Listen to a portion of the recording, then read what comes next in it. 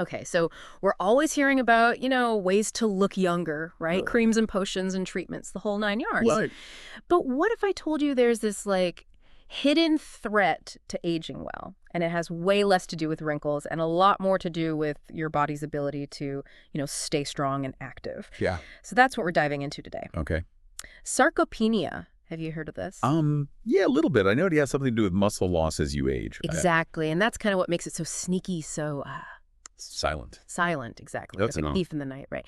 It can really impact how you experience getting older. It's funny you say thief because that's exactly what's so fascinating about sarcopenia. Mm-hmm. It is often called a silent thief. It kind of robs you of your muscle mass and strength without you even really realizing it's happening. Yeah. Until one day, just like simple everyday tasks become difficult. Yeah, totally. And I think that's what makes this so important for our listeners because, like, we all want to stay active and independent as we get older, right? But imagine, like, reaching for your grandchild, wanting to give them a hug, and you're struggling to lift them. Or even just, like, at the grocery store. And suddenly carrying those bags is a huge effort. hmm Yeah, I mean, it's those everyday things that you kind of take for granted. Exactly. And it's a much bigger issue than a lot of people realize. Like, by 2050, they're projecting 1 in 3 adults over 65 will be dealing with sarcopenia. So understanding like what it is and what contributes to it, that's really important for everyone. Absolutely. So let's break this down, right? What exactly is happening in our bodies when we're talking about sarcopenia? Okay, so basically, our bodies are constantly breaking down and rebuilding muscle. Right? That's just a normal process. But as we get older, that rebuilding process, it starts to slow down, it lags behind. And that's when you start to see that gradual loss of muscle mass and strength. Okay, so it's like our bodies are getting less efficient at that repair job, basically. Exactly. Like use it or lose it. Right. And there are, of course, some risk factors we can't control. I'm thinking about our age, genetics, those kinds of things. But here's the empowering part. Lifestyle choices play a huge role here, and we have control over those. Absolutely. And one of the biggest culprits is inactivity.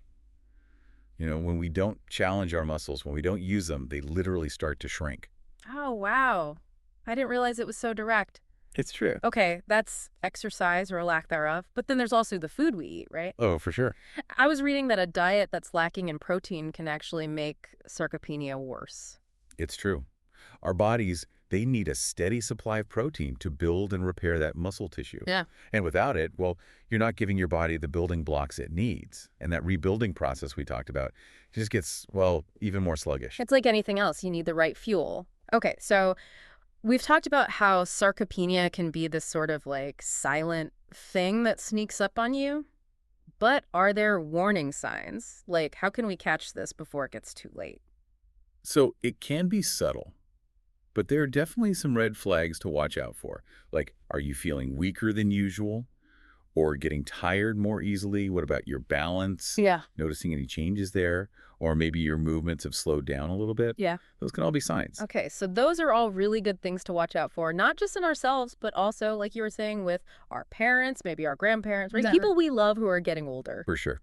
The earlier you can spot it, the better. Okay, so let's talk about the good news, because thankfully there's a lot we can do to fight back against this. Absolutely. And it seems like it all starts with, staying active, right? 100%. Regular exercise, especially resistance training, is super powerful when it comes to combating this. No, I think when some people hear resistance training, they think they need to go out and become bodybuilders. Right. But that's not the case at all. No, not at all. Yeah. Resistance training, it just means you're challenging your muscles. So something as simple as lifting weights a couple of times a week, using resistance bands, or even just doing bodyweight exercises like squats and push-ups. So you don't need a fancy gym membership. You can do this stuff at home. Exactly. Perfect. And then, of course, there's the diet piece, right? So what should we be eating to kind of protect our muscles as we age? Well, as we talked about before, you want to focus on a diet that's really rich in protein. Greek yogurt for breakfast is a great one. Or if you're making soup, maybe add some lentils to it. Nuts and seeds are good for snacks. There are tons of delicious and easy ways to get more protein. I love that you're giving such practical tips because I think that's what people really need. It's like, okay, that's great information, but how do I put it into practice? Exactly. Small changes can make a big difference. For sure. And I think that's a perfect place to sort of wrap up here, we covered a lot today. We talked about what sarcopenia is, why it happens, and most importantly, what we can do about it. But one thing I do want to emphasize before we go is, if you have any concerns at all, if you're worried that maybe you're experiencing some of those warning signs we talked about, please talk to your doctor. Absolutely. Yeah. Your doctor can assess your risk and help you create a plan that's tailored for you. Yeah, 100%. Because knowledge is power, right? And I really do think the more we understand about sarcopenia, the better equipped we are to kind of take control of our health and age the way that we want to, Hmm, actively and independently. absolutely. You got this. So on that note, this has been a really interesting deep dive. Thank you so much for joining me and for sharing your expertise. My pleasure. Always happy to talk about this. Of course. And to our listeners, we hope you learned something new today. We hope you feel empowered to kind of take charge of your health. Maybe this got you thinking about some changes you can make, whether it's adding some extra protein to your diet or incorporating some more strength training into your routine. Whatever it is, we're here to support you. And until next time, we hope you have a happy and healthy week.